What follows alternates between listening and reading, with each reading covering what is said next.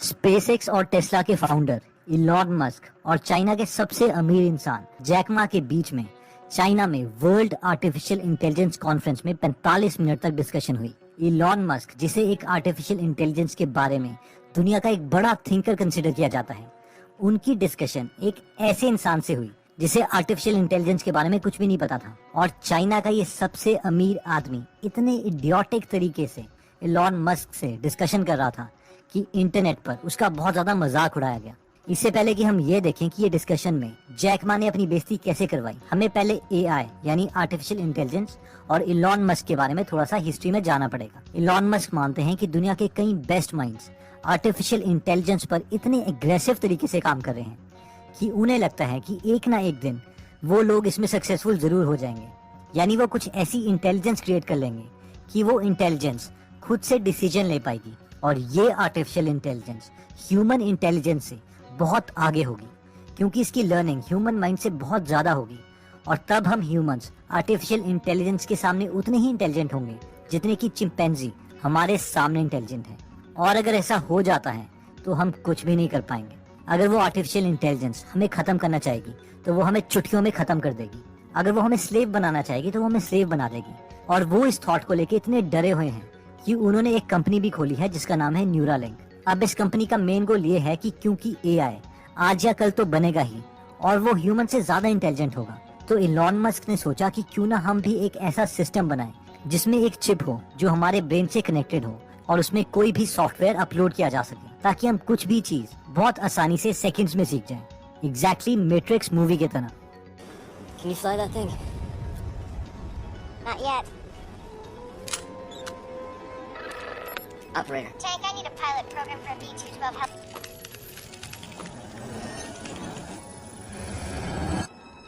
Let's go. अब ये हमें बिल्कुल फिक्शनल लगेगा, लेकिन इलॉन मस्क की कंपनी न्यूरालिंक एक ऐसी चिप ऑलरेडी बना चुकी है जिसका साइज है 4 मिलीमीटर इंटू 4 मिलीमीटर और उसमें 1000 इलेक्ट्रोड्स हैं और हर एक इलेक्ट्रोड एक हेयर से भी पतला है।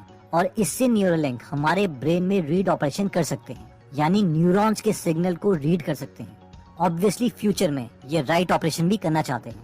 एनीवेज, अब चलते हैं मेन टॉपिक के ऊपर। तो सबसे पहले जैक मा और इलॉन मस्क को डिस्कशन के लिए टॉपिक दिया गया एआई। तो शुरू में ही जैक मा ने कह दिया कि मुझे तो एआई का फुल फॉर्म आर्टिफिशियल इंटेलिजेंस ही पसंद नहीं है, इसकी जगह एआई का फुल फॉर्म अली बाबा इंटेलिजेंस होना चाहिए। इस पर वहाँ पर बैठी सारी ऑडियंस हंसने लगी। Yeah, AI. I hate the word AI called artificial intelligence. I call it Alibaba intelligence. Yeah. might end up being true. You never know. इसके बाद इलॉन लॉजिकली समझाने लग गए कि हम ह्यूमंस एआई की कैपेबिलिटी को अंडर एस्टिमेट कर रहे हैं। हम सोच रहे हैं कि हम ह्यूमंस एआई को कंट्रोल कर पाएंगे, लेकिन एआई सबसे इंटेलिजेंट ह्यूमन से भी इंटेलिजेंट होगा। हमारी इंटेलिजेंस एक एआई के सामने एक चिंपैंजी की तरह होगी, क्योंकि एक एआई की क्लॉक फ्रीक्वेंसी इतनी ज्यादा होगी कि उसके लिए 1 मिलीसेकंड भी बहुत ज्यादा टाइम होगा। लेकिन हम ह्यूमंस के लिए 1 मिलीसेकंड तो छोड़ो, हमें 1 सेकंड का भी पता नहीं चलता। और इसलिए इलॉन मस्क ने न्यूरालिंक कंपनी बनाई ताकि हमारी इंटेलिजेंस भी एआई की इंटेलिजेंस के साथ साथ इंक्रीज हो। लेकिन ये कॉन्सेप्ट जैक मा के सर के ऊपर से निकल गया और उन्होंने कहा, देखो मुझे टेक्नोलॉजी के बारे में ज्यादा कुछ नहीं पता, मुझे लगता है कि एआई से डरने की हमें जरूरत नहीं है, क्योंकि इसका हम कोई ना कोई फ्यूचर में सोल्यूशन निकाल ही लेंगे। फिर फिलोसफिकल वे में उन्होंने कहा कि ये एआई हमें खुद को समझने में ही हेल्प करेगा, और क्योंकि फ्यूचर के बारे में 99.99% प्रेडिक्शंस गलत होती हैं, इसलिए एआई को हमें थ्रेट के रूप में नहीं लेना चाहिए। इस पर इलॉन मस्क ने कहा कि ये भी सच है कि 80% स्टैटिस्टिक्स गलत होते हैं, जिसका मतलब है कि जैक मा की ये बात कि 99.99% प्रेडिक्शंस गलत होती हैं, इसके 80% चांसेस है कि ये भी गलत है। लेकिन चाइना की ऑडियंस को ये बात समझ नहीं आई और वहाँ पर एकदम खामोशी रही। फिर इलॉन ने हंसते हुए कहा, कम ऑन गाइस, ये एक जोक था। और फिर कई लोग हंसे। Yeah, but it's also true that 80% of statistics are false. Yeah. So my meaning is Cold that room. Come on, guys. That was a joke. Elon ने एक और अटेम्प्ट किया कि वो जैक मा को आर्टिफिशियल इंटेलिजेंस की power समझा सके। और इलॉन ने कहा कि अगर हम ह्यूमंस की पिछले 50 साल की हिस्ट्री भी देखते हैं कि इवन वीडियो गेम्स में कितनी डेवलपमेंट हुई है, तो हम देख सकते हैं कि पिछले 50 साल में ही एक सिंपल वीडियो गेम हुआ करती थी जिसमें सिर्फ 2 रेक्टेंगल और एक पिक्सल की बॉल हुआ करती थी।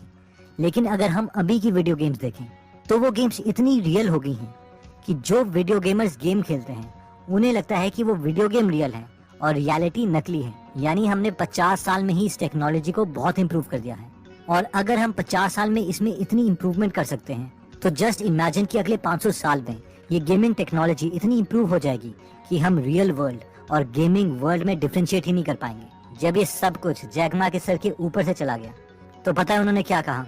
चलो फिर ऐसा करते हैं, किसी और इंटरेस्टिंग टॉपिक पर बात करते हैं। मार्स के ऊपर बात करें। Well, let's talk about something fun. I'm of the mind that you want to go on the Mars. Shall we go to the Mars? Next topic पर बात शुरू हुई मार्स के बारे में, और अगेन शुरू में ही जैक मा ने अपनी बेइज्जती करवा दी, ये बोलकर कि मैं तो मार्स में इंटरेस्टेड हुई नहीं। एक्चुअली मैं तो मार्स जाके वापस भी आ गया, जिस पर इलॉन मस्क और इवन वहाँ पर बैठी सारी ऑडियंस हंसने लगी। Actually, I'm not interested in Mars. I just came back from there, so. Again Elon ने बहुत सिंपल लैंग्वेज में जैक मा को एक्सप्लेन करने की कोशिश की कि क्यों वो मार्स में इंटरेस्टेड हैं। उन्होंने कहा कि अगर हम ह्यूमंस इस तरीके से सोचें कि अर्थ को बने हुए 450 करोड़ साल हुए हैं, और इन 450 करोड़ सालों में पहली बार अर्थ में एक ऐसी सिविलाइजेशन आई है, यानी हम ह्यूमंस आए हैं जो कि इतने केपेबल हुए हैं कि वो अर्थ के बाहर निकल सकें। और हमें नहीं पता कि ये टाइम विंडो कब तक खुली रहेगी, क्योंकि कल को हो सकता है कि कोई एस्ट्रॉयड ह्यूमन सिविलाइजेशन को खत्म कर दे, जैसे कि उन्होंने डायनासोर्स को खत्म किया था।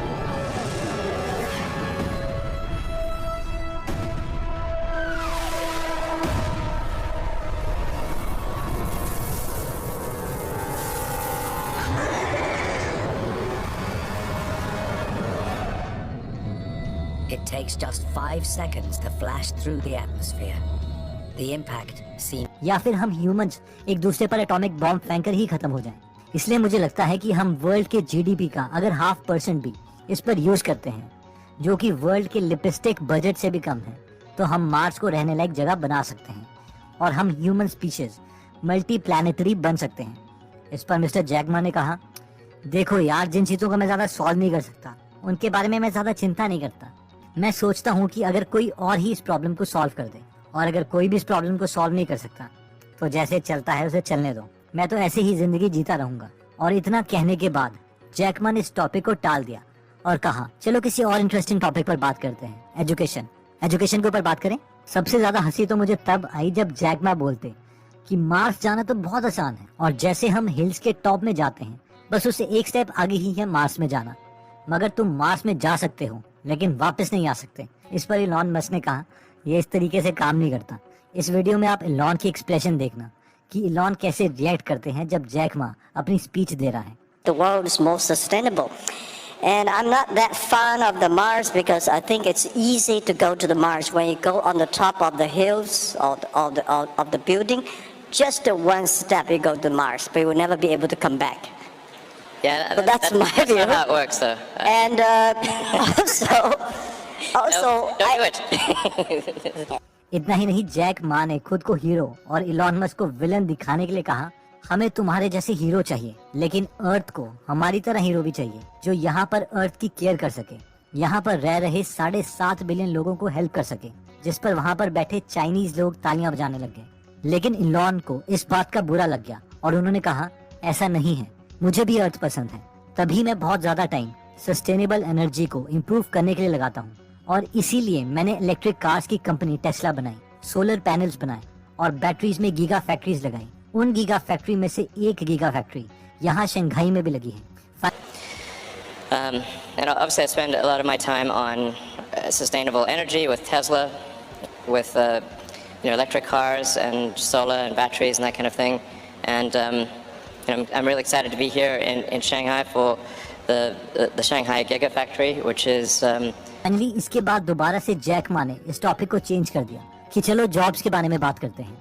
अब इलॉन मस्क ने बाकी स्पीचेस में भी ये कहा है कि एआई के आने से जॉब बहुत कम हो जाएगी और सबसे पहले टैक्सी ड्राइवर्स की जॉब जाएगी, क्योंकि जैसे कि उनकी कंपनी टेस्ला ऐसी इलेक्ट्रिक कार्स बना रही है जो खुद ड्राइव कर सके, और जैसे ही ये टेक्नोलॉजी परफेक्ट हो जाएगी ये ह्यूमन ड्राइवर से बहुत ज्यादा सिक्योर ड्राइविंग करेगी, और इसीलिए हमें ड्राइवर्स की जरूरत नहीं पड़ेगी और ड्राइवर्स को जॉब से हाथ धोना पड़ेगा। लेकिन जैक मा बोलते हैं कि एआई की वजह से और जॉब्स क्रिएट हो जाएंगी और हमें जॉब के बारे में चिंता करने की जरूरत नहीं है। और मैं तो ये सोचता हूँ कि हमें जॉब की जरूरत ही नहीं है। हमें तो हफ्ते में सिर्फ 3 दिन ही काम करना चाहिए और वो भी सिर्फ 4 घंटे पर डे। यार लाइफ एंजॉय करो, पार्टी में जाओ। ये स्पीच भी जैक मा की बड़ी इंटरेस्टिंग है और इलॉन मस्क के एक्सप्रेशंस बड़े मजेदार हैं। इलॉन को पता ही नहीं चल रहा कि वो इस इडियट को क्या बोले। My question, why should we have a lot of jobs? I think people should work 3 days a week, 4 hours a day. When we have electricity, the power of electricity is that we make people more time. So you can go to the karaoke in the evening, you can go to dancing party in the evening. So people, because of electricity, people have more time. I think because of artificial intelligence, people will have more time enjoy being human beings. ये वैसे आप पूरी speech देखना, इसका link मैं description में दे दूंगा। लेकिन एक लास्ट सीन इस स्पीच का मुझे ये अच्छा लगा कि इलॉन मस्क बहुत ही गहरी सोच में ऑलमोस्ट खुद से बात कर रहे हैं और वो बोल रहे हैं art, of course. Yeah. Like I said, I think we're going to have to figure out this Neuralink situation. Otherwise, we will be left behind. It's very important we do this quickly. I think we don't have much time. मतलब Elon इतनी analytical thinking से सोच रहे हैं और Jack मा हाथ खुजाता रहा और बाद में बोला टाइम नहीं है। किस चीज के लिए टाइम नहीं है? We don't have much time for what? We don't have much time to solve the Neuralink. Yeah. अब इसके आगे तो मैं क्या ही तारीफ करूं जैक मा की। बाकी आप लोग बताओ कि आप लोगों ने क्या सोचा जैक मा के बारे में। इस जैक मा से 1000 गुना लॉजिकल बात तो हमारे अंबानी साहब ही कर देते। एनीवेज दोस्तों, अगर आप इलॉन मस्क और जैक मा में इंटरेस्टेड हैं तो आप गीगल ऐप डाउनलोड कर सकते हैं और वहां पर इलॉन मस्क की बायोग्राफी और जैक मा की biography Alibaba the house that Jack Ma built free में सुन सकते हैं। मुझे पता है कि आप गीगल की समरीज बहुत एंजॉय करेंगे। इसमें 120 से ज्यादा free Hindi audio book summaries हैं और हम हर हफ्ते